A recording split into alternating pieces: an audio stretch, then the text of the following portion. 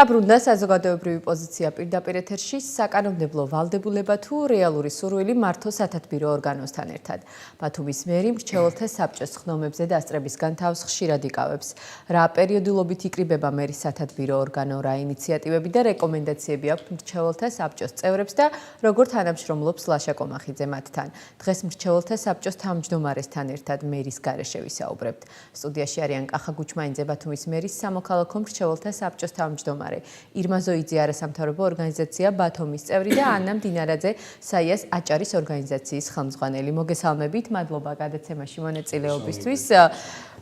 ბატონ კახა, თქვენით დავიწყებ. ერთ სხდომას ესწრებოდა მერის სათათბიროში თქვენთან. პირველი სხდომა იმის ვალდებულება იყო, რომ პირველი სხდომას იწვევს ზოგადად დებულებით მერი და აქედან გამომდინარე პირველი სხდომა ვალდებულებას თავი ვერ არის და როგორც ჩანს.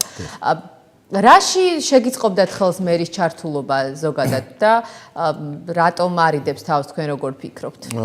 ფიქრობ, რომ სიმბოლურად ძალიან კარგია, როცა მერი ესწრება ზოგადად სამოქალაქო მრჩეველთა საბჭოს სხდომებს, იმიტომ რომ ზოგადად სამოქალაქო მრჩეველთა საბჭოს ძირითადი ფუნქცია არის ის, რომ ის არის ერთგვარი მაკავშირებელი რგოლი სამოქალაქო სექტორსა და მუნიციპალიტეტის მერიას შორის. აქედან გამომდინარე, რაც უფრო მეტად იქნება გამოხატული და იქნებოდა მისგან ეს ვთქვათ აქტიური ჩართულობა და ინკლუზია დასწრების კუთხით ფიქრობ, რომ ეს აქტივობა ძალიან კარგად აისახებოდა ჩვენს ზოგადად ჩვენს მუშაობაზეც, განწყობაზეც, ერთგვარ განწყობაზეც სამოქალაქო მრჩეველთა საბჭოს წევრებისა. აქედან გამომდინარე, თუმცა ეს არ არის არსებითი, იქიდან გამომდინარე, რომ ჩვენთვის უფრო მეტად არსებითია ის, რომ ჩვენ ძირითადი ფუნქცია არის ის, რომ ჩვენ ვართ საკონსულტაციო ორგანო, რომელიც წინადადებით, რეკომენდაციებით, სხვადასხვა მოსაზრებებს წარუდგენთ მერს, თუმცა ჩვენ და სამწუხაროდ ჩვენი ესე ვთქვათ 8-თვიანი მუშაობის მანძილზე დაახლოებით 39 წერილობითი მიმართვა იყო და დოკუმენტურ მომერთან მიმართებაში და მერიასთან მიმართებაში ჩატარდა 9 წერილებზე. იმ რეკომენდაციებზე ჩვენ დაახლოებით 13 თუ მეხსიერება არ მღალატობს წინადადება, რეკომენდაცია და მოსაზრება წარუადგინეთ. მე შემიძლია უფრო დეტალურადაც გითხრათ, რომ აი თუნდაც ის რომ თქვათ ჩვენ სამოქალაქო მრჩეველთა საბჭოში ფიქრობ, რომ რაღაც დონეზე აკადემიური პერსონალიც არის წარმოდგენილი ადამიანები, ვინც კონკრეტულ სფეროებში წარმატებული ადამიანები არიან და გააჩნიათ ძალიან მნიშვნელოვანი რენომე და ბექგრაუნდი, აქედან გამომდინარე ამ ხალხს გარკვეული რესურსიც გააჩნია. ჩვენი რესურსის ფარგლებში არაერთხელ მერიას მივწერეთ წერილობით და შევთავაზეთ, მე შემიძლია გითხრათ იგივე ცნობიერების ამაღლების კუთხით უფასო ტრენინგები ჩატარება ჩვენივე რესურსებით. იგივე ნარჩენების მართვის პოლიტიკის სატარიფო საკითხების განსაზღვრასთან დაკავშირებით ექსპერტების მოწვევა ისევე ჩვენივე სახსებით და ჩვენივე რესურსებით. ასევე შევთავაზეთ ძალიან საინტერესო კონცეფტი საერთაშორისო დონორი ორგანიზაციებიდან სეპარაციის კუთხით, ესე ვთქვათ, აქტივობების განხორციელებას. რომელი მეტი დაინტერესდა ბატონო კახა? მათ შორის არაერთი ბრენდირებული ღონისძიების შევთავაზეთ. დაინტერესდა თქვენი რეკომენდაციების დაწერილი. არც ერთ რეკომენდაციაზე, რაც მიმწერეთ მერს წერილობით, მე ეს ყველა წერილები, რა თქმა უნდა, ოფიციალურად არის გატარებული კანცელარიით და ასე შემდეგ, არც ერთზე კონკრეტული პასუხი არ მოგსვლია. პირდაპირ გეტყვით, მსგავსი ჩვენთან რომ აი რომელიმე ჩვენი რეკომენდაცია წინადადება იქნა გათვალისწინებული მსგავსი არ მოსულა სამოქალაქო მრჩეველთა საბჭოში. ან შემდეგ ემსჯელათ. მიუხედავად იმისა, ზოგადად მერს შევთანხმდეთ იმაზე, რომ არ აქვს ვალდებულება იმისა, რომ გაითვალისწინოს და მისთვის ეს თქვა იმპერატიული დოგმა არ არის. მას შეუძლია არ გაითვალისწინოს, მაგრამ დაგიბრუნდებით ბატონო კახა, ანას კითხავ, რისი ვალდებულება აქვს მერს, რატომ შექმნა სათათბირო ორგანო? იმიტომ რომ ვალდებულება ქონდა და შემდეგ უკვე სხვა ვალდებულება აღარ აქვს, რომ ამ სათათბირო ორგანოსთან ითათბიროს. ანა. საღამოშვიდობის მოგესალმებით, მივესალმებით ტელემაყურებელს. რა შეეხება თქვენ შეკითხვას? ზუსტად მივთითე ბატონო კახამ, რომ სამოქალაქო მრჩეველთა საბჭოს შექმნის ვალდებულება, ეს იყო კანონით გაწერილი ვალდებულება, კერძოდ ორგანული კანონი ადგილობრივი თვითმმართველობის კოდექსი 86 პრიმა მუხლი ავალდებულებდა მერიას, რომ შექმნილიყო სამოქალაქო მრჩეველთა საბჭო, მაგრამ იქვე არის დეკლარირებული პრინციპი, რომ რა მიზანს უნდა ემსახურებოდეს ამ საბჭოს არსებობა, რატომ მივიდა კანონმდებელი იმ გადაწყვეტილებამდე, რომ მსგავსი რეგულაცია არსებულიყო. სწორედ იმიტომ, რომ მოქალაქეთა ჩართულობა ყოფილიყო უზრუნველყოფილი. ანუ მოქალაქეთა ჩართულობის რეალიზაციის ინსტრუმენტი უნდა ყოფილიყო სწორედ სამოქალაქო მრჩეველთა საბჭო. მართალია იქ 86 პრიმა მუხლი ჩვენ პირდაპირ გვეუბნება, რომ ეს არის სათათბირო ორგანო და ანუ ეს იმას ნიშნავს, რომ სავალდებულო წესით არ აქვს მერს მიღებული რეკომენდაციების გათვალისწინების ვალდებულება, თუმცა რა თქმა უნდა თუმცა ეს სათათბირო ორგანო არის იმისთვის რომ თავისთვის ითათბირონ მერის ჩართულობის გარეშე? ხო, რა თქმა უნდა არა. ანუ სიტყვით ამის განმარტება ეწინააღმდეგება და მერი უნდა ნიშნავდეს პრინციპში სამოქალაქო მრჩეველთა სხდომებს, ხო? იცით მას აქვს ამის უფლება, თუმცა ძირითადად მე ვიწვევ როგორც თავმჯდომარე. კი, თქვენ რომ იწვევთ, ეგ ვიცით და გაგვიშუქები არაერთხელ. ირმას ვკითხავ, ირმა, შეფასება მაინტერესებს, აი ამ ყველაფერს რაც ჯერ მოვისმინეთ და ის რომ მერმა შექმნა, იყავი შენც მერის სათათბირო ორგანოს წევრი, არა ამ მრჩეველთა საბჭოსი. როგორია პრაქტიკაში როგორ ხდება ზოგადად მერების მხრიდან მიდგომა ბათუმში და როგორ შეაფასებ იმას რაც დღეს ხდება?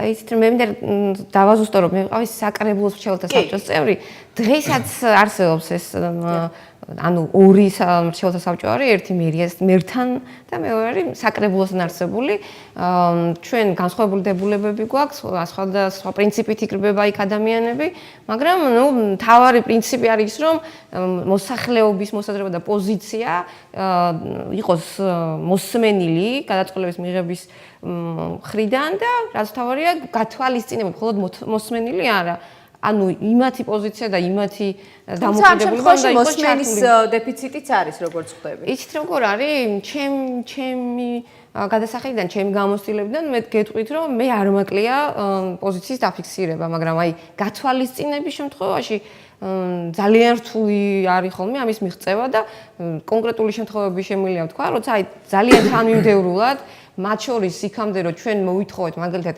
რივიერას მაგალითად რომ განვიხილოთ ჩვენ მოვითხოვეთ დოკუმენტი შექმნა რომ ყოფილიყო ისტორიული განაშენების ზონის დოკუმენტი ამას მოკლედ ძალიან დაჟინებით ჩვენ გვინდოდა რომ დღესაც ამ სტუდიაში ყოფილიყო ლაშა კომახიძე და თქვენთან ერთად ემსჯელა ეთეთბირა თუმცა ხო ანუ დავასრულე ხო ანუ დოკუმენტის შესვლაში ჩვენ შემიძლია ვთქვა რომ თამამად რომ ჩვენი დამსახურებაა რომ ეს დოკუმენტი როგორც იქნა მიიღეს და შემდეგ რა მოხდა და როგორ მოხდა ყველა მიცის როგორ თვითნებურად ის მერმა შეასწორა მერმა დიახ ასე შემიძლია პირდაპირ ვთქვა არასწორად მიაწოდა სააგენტო მე ის დაიწუნა და თქვა რომ ეს არის ნუ არანაირ კრიტიკას არ იქვემდებარება იმდენად უხეში ჩარევა იყო შემდეგ გაწია რეკომენდაცია რომ მიიღო ის დოკუმენტი რომელიც თქვა და მოამზადა სპეციალისტებმა და მეცნიერებმა და ამითი ეხელმძღვანელა და მათ შორის ეხელმძღვანელა იმითი რომ მოსახლეობაც იმავე აზრზეა ასე შეკრიბა სათათბირო ორგანო თუ კი არის აი ამას ვამბობ რომ ყველაფერს საბოლოო ჯამში აქვს ძალიან ფორმალური ხასიათი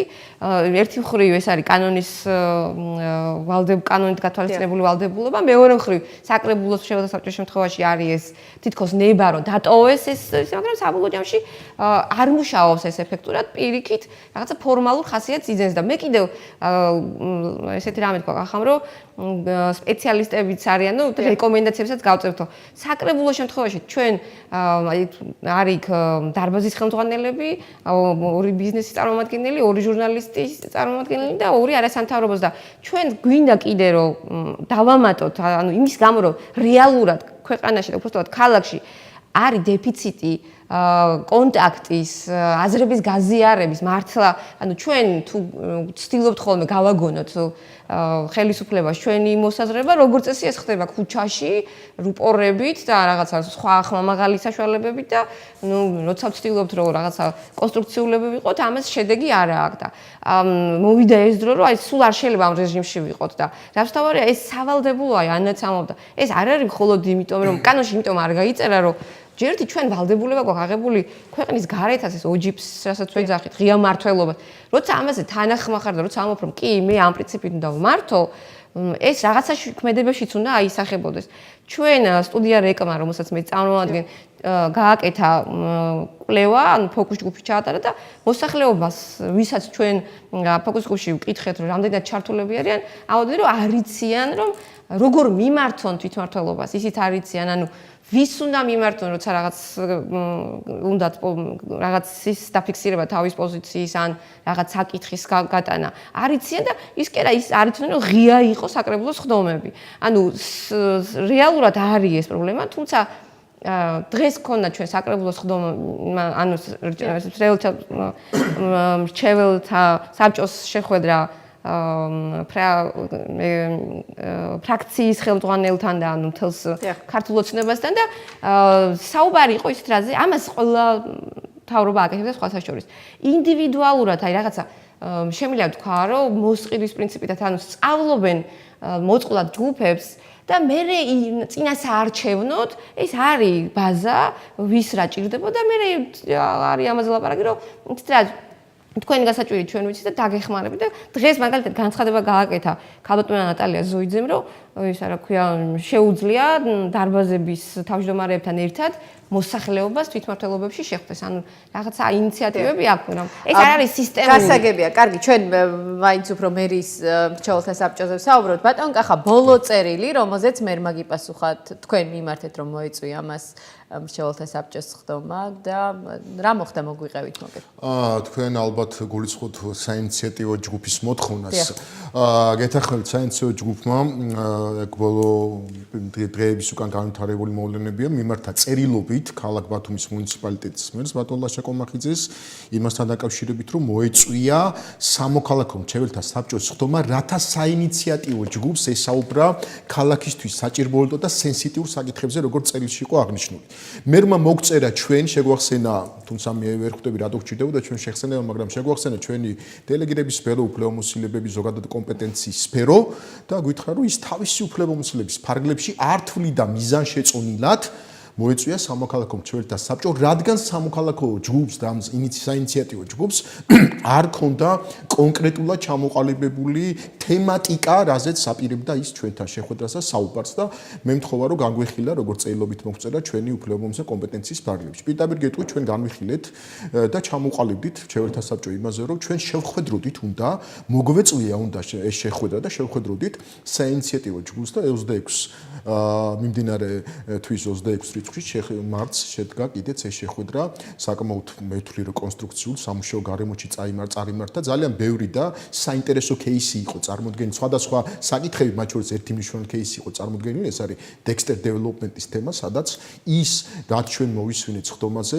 რატომღაც შეგვეცქნა ერთგვარი ანტურაჟი და წარმოდგენა იმისა რომ ბიზნესთან მიმართებაში ყველაფერი ფლადისი ადეკვატურად არ არის და იმ გამოწვევებს ვერ პასუხობს როგორცაც უნდა პასუხობდეს ალბათ მუნიციპალიტეტის პირველად მოკვლევა და პირველადი ის არის, თუმცა მე კი დავით გეტყვით, რომ ჩვენ ვითხოვეთ 10 დღიანი ვადა იმისათვის, რომ გამოგვეთხოვებინა დოკუმენტები, გამოვითხოვეთ კიდეც უკვე წერილი მერთან შესულია ჩემი ხელმოწერით. შეხვედრაზე თქვენ რეალურად ერთ-ერთ დეველოპერთან დაკავშირებულ პრობლემებზე ისაუბრეთ, რომელიც ახლა ჩვენ ვიკავშირდება სტუდიაში და მოусმინოთ საღამშვიდობისა. გესმით ჩვენი ხმა? კი, მესმის. მადლობა გადაცემაში ჩართულობისთვის. რა გახდა თქვენი პრობლემა და რის გამო ითხოვდით მერთან საჯაროდ მრჩევლობას და სათათბირო ორგანოში სტუმრობას? მოგესალმებით პირველ რიგში. მოგესალმებით.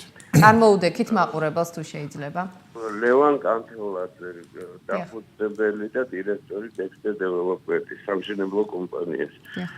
პრობლემა იმაში იყო, რომ უკვე დამტკიცებული პროექტი, ყველა გზა გავლილი მქონდა, ყველა ეტაპი გავლილი მქონდა, დარჩენილი მქონდა მხოლოდ დემონტაჟის უფლება, რადგანაც აი ბატონი ლაშა კომახიძემ სისხლი გამიშვა ესე ბოდიშით და პირდაპირ გეტყვით.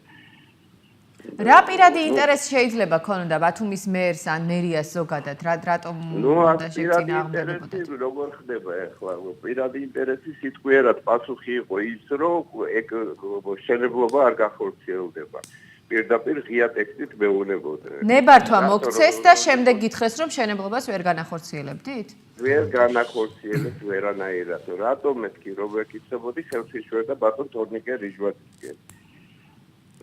არ მაძლევს საშუალებას რომ მე გავცემო შესაბამისი საბუთიო თორნიკემ ამიგზავნო ამ საბუთის გაცემაო. ამას პირად საუბარში გეუბნებოდათ ბატონის პირად საუბარში მიცხადებდა ბატონი ლაშა კომახიძე. რის შემდეგაც კითხეს არ გახორციელება საიდან გამომდინარეა იქნება ბათუმს არ აწვობს ჩემი პროექტი იქნება რახან ბულვართან ახლოს არის ბულვარიდან გამომდინარე ან რაღაც თუ იქ პრობლემა არსებობს მაშინ გზად ვარ მეთქი ქალაქისთვის ბათუმისთვის და ბათუმელებისთვის დავთმო ჩემი პროექტი და როგორც ეგეთი ჩანაცვლება შევთავაზე ამ ჩემი პროექტის ჩანაცვლება რადგანაც დამთანხმდა და ეს სამი კვირა ერთი და იგივე წრეზე მატარა რაც იურიდიულადაც გაუმართავი იყო სამი კვირა მატყუებდნენ რომ სასამართლოს არ მიმართეთ ბატონ ლევან რომელ სასამართლოს ან რატო როგორ უნდა მივმართოს სასამართლოს, როდესაც მერი ღია საუბარში მეუნება პირადად, რომ აგერ ადამიანს სამივე ეტაპი მოგებული აქვს სასამართლოში. აღსრულება აქვს ყველაფერი და მაინც არ ვაძლევ. ეგ პრობლემაც მაქვს და რომელ სასამართლოს მივმართო. ამათი ხელწერა არის ერთადერთი, რომ სასამართლოში გაგიშვან და ისევ ხალხის ფული აიღოს და ეგ არ ადარდებს ვისი ფული უნდა აიღოს.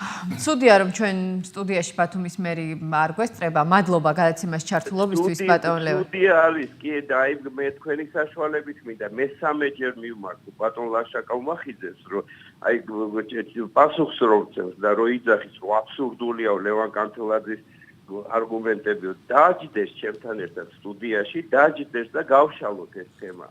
კი ბატონო, ჩვენ მზად ვართ დაგითმოთ ეთერი. მადლობა გადაცემას ჩართულობისთვის. ქალბატონო, მინდა რომ ამასთან დაკავშირებით რაღაც ჩვენთან იყოს სხდომაზე ქალბატონ ნაზირო, მეც გავაკეთო ჩემი. ირმას ვკითხავ ბატონო, ირმა პირველად არ გახმოვანდა ის რომ თვითმმართველობების მუშაობაში, რაღაც გადაწყვეტილების მიღებებში შესაძლოა ერეოდეს ვაჭარის მთავრობის თავმჯდომარე. კიდევ ერთი განცხადებაც ლევან კანთელაძემ ახლა ჩვენს ეთერში გააკეთა. ის ამტკიცებს რომ ასე ეუბნებოდა ბათუმის მერი. თვითმმართველობების დამოუკიდებლობის ხარისხზე მინდა კითხო და შემდეგ უკვე გახასო. ხო, იცით რა არის ძალიან დასაჯერებელია, რასაც ბატონ ლევანი ამბობს, იმიტომ რომ ჩვენ ამ სტუდიაში ამას გვიმსჯელია, ხო, რომ როგორ მოხდა მაგათ ხულოს მუნიციპალიტეტში ცვლილებები და რა მოლოდინი ქონდა ამ შემთხვევაშიც. დიახ, ვიცით რომ თორნიკე რიჟვაძეს აქვს ამბიცია რომ თვითონ იყოს გადაწყვეტილების მიმღები, თუმცა ეხლა ასეთ შემთხვევაში ვეთანხმები რომ როცა არსებობს სწორი გზა და ვიცით ვის უნდა მივმართოთ, იმას არ უნდა გადაუხვიოთ და იმ შემთხვევაშიც კი თუ ჩვენ თქვა ქალაქის მერე გეუბნება რომ მე რა ვქნა, ეს არ არის მისაღები და სწორი პასუხი და ბუნებრივია ამას ვერ მიიღებს ვერავინ. თუმცა ნუ შეიძლება ახლა პირად საუბარში უთხრა ბატონ ლევანს, მაგრამ სხვა ამას ვერ იტყვის ესე საჯაროდ.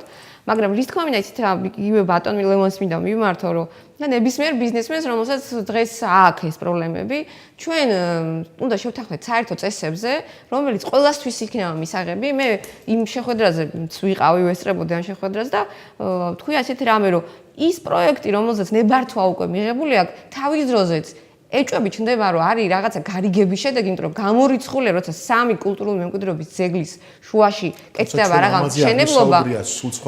ხო და არა, მე რის თქმა მინდა იცით რომ როცა ესეთი ნებართვები გაიცემა და ეხლაც გაიცემა უბრალოდ შერჩევითი პრინციპით ჩვენ და ხო მაგრამ ნებართვა გაიცემა და შემდეგ ეუბნები დეველოპერს თუ კი ეს ნამდვილად ასე იყო რომ თქვათ მთავრობის თავმჯდომარე გიკრძალავს გასაგებია იცით როგორ არის შემდეგ ესეთ პრინციპები აი ეს იმავე შეხვედრაზე მისი არქიტექტორი ვინც იყო ან პროექტი ვინც დააპროექტა ის ადამიანი ამბობდა რომ იცით რა ზარალდება ეს კაცი ჩვენ თუ არ შევთანხმდით საერთო წესებზე დაზარალებულები იქნებიან ბიზნესმენების მონაცვლეობაზეც დიახ იცით რა ეხლა არ ვიცით ჩვენ გეუბნებით რომ თუ ეს სამართლებრივად თავის დროზე კანონდარღვევით გაკეთდა ჩემთვის სულ ერთია ეხლა ის დადგეს მათი სამართლებრივი პასუხისმგებლობის კი ბატონო აი მაგას პრეცედენტი შევქმნათ რა და მე ძალიანაც გამეხარდება თუ ბატონ ლევანი ითანამშრომლებს პროკურატურასთან და მე დარწმუნებული ვარ რომ თუ ესეთი თანამშრომლობა მოხდება ის პასუხისმგებლობისგან გათავისუფლდა და შევქმნათ кейსი და დაიჯდებიან არასწორი იმსჯელეთ თქვენ ამ საკითხებზე ბატონ ლევანს მოსმინეთ და შემდეგ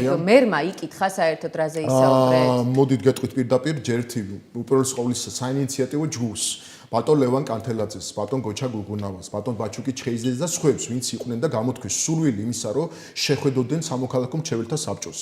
უღრმესი მადლობა მათ, რომ მათვი ჩვენ ვართ ის ადამიანები, ვის მიმართად დობის ლოტუნი გაცილებით უფრო დიდია, ვინემ ადმინისტრაციული ორგანოებისა, მადლობა მათ უპირველეს ყოვლისა. რაც შეეხება ჩვენ რაც მოვისმინეთ იქ. ჩემთვის როგორც თავმჯდომარისთვის ის кейსი რაც იყო წარმოდგენილი პირველ რიგში მე ამ кейსს სულ სხვა პრიზმაში განვიხილავდი და შევხედავდი. ჩემთვის აქ ბიზნეს სექტორთან მიმართებაში უფრო სენსიტიური საკითხები იქნა წამოჭრილი და მე შემიძლია დავაკონკრეტო რა მოდით მივყვეთ თანმიმდევრობით. აი დააკვირდით. 2015 წლის, აი თუ შეიძლება გადავხედავ რაღაც დონეზე ქრონოლოგიას ჩავყვები, 27 მარტს აჭარის იმდროინდელმა მთავრობის თავმჯდომარემ მიწერა ქალაქის იმდროინდელ მერს გიორგი ერმაკოვს მიმართა, რომ კაორი გაეზარდა 6.4-მდე და ამასთანავე წერილში მიუთითებდა, რომ ინვესტორი ამ შემთხვევაში ლევან კანთელაძე ღელბულობდა ვალდებულებას, რომ ორი ისტორიული ესე თქვა შენობა ნაგებობა პირვანდელი სახით წარმოედგინა. ეს დონაცია, ხო, ინვესტორისგან ეგერთი. 21 აპრილის 2015 წელს კულტურული მემკვიდრეობის საბჭო ღებულობს გადაწყვეტილებას, რომელსაც უამრავი ადამიანი აწერს ხელს, მათ შორის დღესაც ის ხალხი არის წარმოდგენილი მათ შორის უმაღლეს საბჭოში. ასევე 13 მაისს 2015 წლის ბრძანება სპეციალური ზონალური შეთანხმების შესახებ, რასაც ასევე გიორგი ერმაკოვი აწერს ხელს. 28 აპრილის 2016 წელს კულტურული მემკვიდრეობის საბჭომ გადაწყვეტილება მიიღო არქიტექტურული პროექტის შეთანხმების თაობაზე, ასევე უამრავი ადამიანი აწერს ამას ხელს და 30 მაისს 2016 წელს ქალაქ ბათუმის მერმა ბრძანებას მოაწერა ხელი არქიტექტურული პროექტის შეთანხმების შესახებ. ანუ დგებით რა кейსის წინაშე. რეალურად ამ ადამიანებმა ძირითადი ეტაპები გაიარეს, გავიდა 2016 წლის შემდეგ ყველაზე მცირე 3 წელი და აქედან გამომდინარე ამ ხალხს აღარ ეძლევათ უფლება იმისა, რომ განახორციელოს დემონტაჟი. იქიდან გამომდინარე კონკრეტული ანოტაციური და დასაბუთებული არგუმენტირებული პასუხი არ იქნა მოსული ლევან კანთელაძესთან. ჩვენ გვიჩნდება განცდა სამოქალაქო სექტორს, მრჩეველთა საბჭოს უფრო დეტალურად განვიხილავ და ჯერ განხილვის შემდგომ ვიტყვით კონკრეტულ ჩვენ პოზიციას, მაგრამ მე როგორც პიროვნებას მიჩნდება განცდა იმისა, რომ რიგ შემთხვევებში კანთელაძის მიმართ შესაძლო ადგილი კონდეს ინდივიდუალურ მეთოდებს დამოკიდებულებას. მერი რომ ამ ყველაფრის დაინტერესდეს და ამას არისმენდეს ეთერიდან. თუნდაც იმის შემდეგ, როდესაც მან გაიგო და გაიგებდა ალბათ რომ აი შეხვედრა შედგა, რომ ლევან კანთელაძეც იყო ერთ-ერთი განხილვის საგანი და ტელევიზიად გაშუქდა, რაც ყველა ტელევიზია აშუქებდა.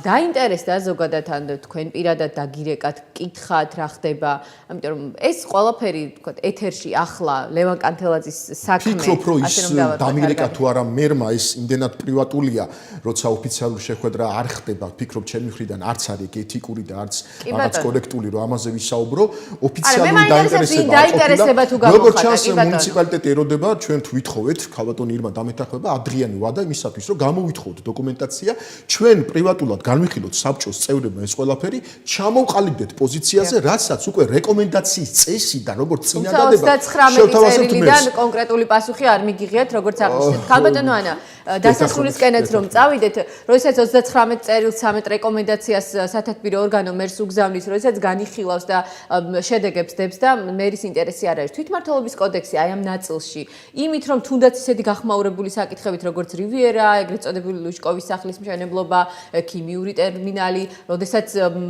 მსხვილი დეველოპერი გამოდის და ამბობს, რომ მერი მას აი ასე რაღაცებს ეუბნება, რასაც წესით მე მგონია რომ ასე პირად საუბრებშიც კი მერები ალბათ არ საუბრობენ. თუ არის რაიმე ვთქვათ ბიძულების წესი, საკანონმდებლო, იგივე როგორც ვალდებულება გააჩნდა მერს რომ შეეკრიბა სათათბირო ორგანო, რომ თუნდაც აი ესეთი მნიშვნელოვანი ქალაქისთვის გლობალურად მნიშვნელოვან საკითხებზე სათათბირო ორგანოსთან საჯაროდ ისაუბროს. როგორც უკვე შევთანხმდით და აღვნიშნეთ, დღის მდგომარეობით არსებული საკანონმდებლო სივრცე ვალდებულების ფორმაც არ აძლევს ამ ყველაფერს. არც არ იქნება ეს ანა. ესეთი ტიპის სისტემა არ შეიძლება რომ იყოს. არა, მოლოდინი რომ იცი რა დღეს რაღაც საკანონმდებლო სისტემაა ის რომ ასეთი ვალდებულება არ არსებობს. ეს არ იქნება არასოდეს სავალდებულო, ეს არის შენ ხარ წყარო, ხო? ხელისუფლების მინიმუმ რეკომენდაციაზე რატო არ გავითვალისწინე იმ დამეთანხმება რომ შეიძლება პასუხი გაცნო.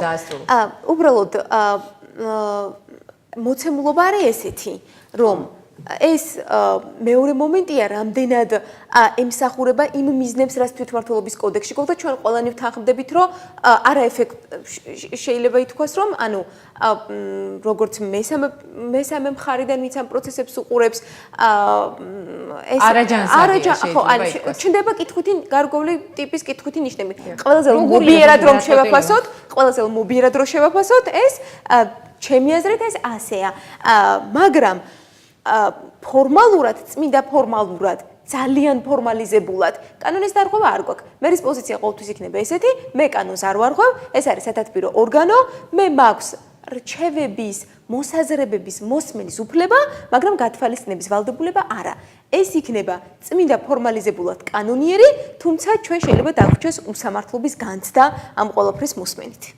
ამას ხო საერთაშორისო ორგანიზაციებიც აკვირდებიან რეალურად. ეს რო არა ის მხოლოდ ის რომ ანგარიშებში მოხდება შემდეგ. ეს არ არის მამაც ახსენა წინა საუბრისას. ბატონ კახა, იმისთვის რომ შედეგიანი იყოს, არის ყოველკვირეულადაც რომ შეიკრიბოს სათათბირო ორგანო, ისაუბროს რეკომენდაციები გასცეს, თუ პასუხი აი ხმად მღაღადeblis საუდაბნოში ინათო დარჩა ეს თქვენი რეკომენდაციები და დავასრულოთ. აი ეხლა უკვე შევიმუშავეთ დღის წესრიგით, ეს მეორე საკითხი იქნება ის რომ გაგზავნილი რეკომენდაციების თან მიმართებაში მერის მხრიდან და მერის მხრიდან ადეკვატური რეაქციას ველოდები. თუ ეს რეაქცია არ იქნება, მე იქ ჩემ თავს ვერ დავინახავ და ვერ დანახვა ნიშნავს იმას, რომ დავტოვებ მრჩეველთა საბჭოს არა მხოლოდ თავმჯდომარეობას და წევრობასაც, იმიტომ რომ მაქსიმალს გავაკეთებ იმისთვის, რომ დაცული იქნეს ჩვენი ყველა წინადადება. ამ შემთხვევაში მინიმუმ იმის ღირსი ვართ, რომ მივიღოთ პასუხი თუნდაც თუდად დასაბუთებული და არგუმენტირებული, მაგრამ პასუხი იმისა, რომ თქვა კონკრეტული წინადადება, რომელიც უფრო მეტიც ჩვენი მხრიდან დონაციას ითვალისწინებდა,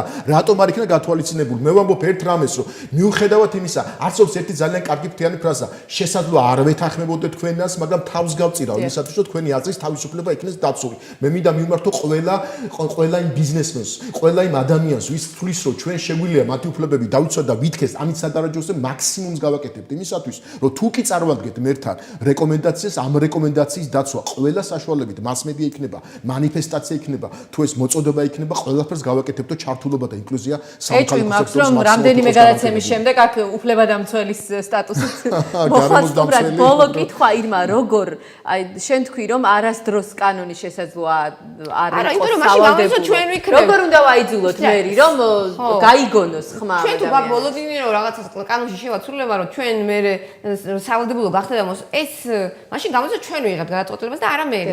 ჩვენ ავირჩიეთ არჩეული თანამდებობის პირია ის და ბუნებრივია რომ წყარო მისი გადაწყვეტილებების უნდა იყოს საზოგადოებრივი აზრი და თუ ესეც რაღაცა სისტემურად ეს ლოგიკურად იქმნება რომ ჩართულობის მექანიზმი გაქვს რომ აბატონო შენ გეუბნებიან უბრალოდ მოდი და მოისმინე განაიარე და აგერ არის ეს ხალხი და მოდი და ეს კიდე რაღაც ჩვენ ვცდილობთ რომ კიდე უფრო რაღაც ოპტიმალური გავხატოთ და სხვადასხვა მხარეები და მოთამაშეები ჩავართოთ ამაში და ეხლა კეთილი ინებოს და მოვიდეს სხვა ალტერნატივა არ არსებობს და მე მგონია რომ ჩვენ ამას მივახწევთ იმიტომ რომ ეს არის ძალიან ლეგიტიმური მოთხოვნა და რასთავია მართალი ხარ შენ თან დიალოგ წინ არაფერი არ უდგას ირმა დამეთანხმე ამას ეს არის დემოკრატიის ერთ-ერთი ინდიკატორი თუ ადამიანი სუბიექტურად და მაშინ ავტორიტარი ყოფილა კაცო და დავარქვათ ყველაფერს სახელი და დავარქვათ რა სისტემაში ვცხოვრობ იმასაც სახელი არა სახელები და ყველაფერს ერქმევა სანამ დავარქვათ ჩვენ ალბათ რამდენიმე თვეში კიდევ შევიკრიბებით მრჩეველთა საბჭოზე სასაუბროთ იმიტომ რომ ის სიტუაცია რაც ბათუმის მერის მრჩეველთა საბჭოშია ჩვენ ამ სტუდიაში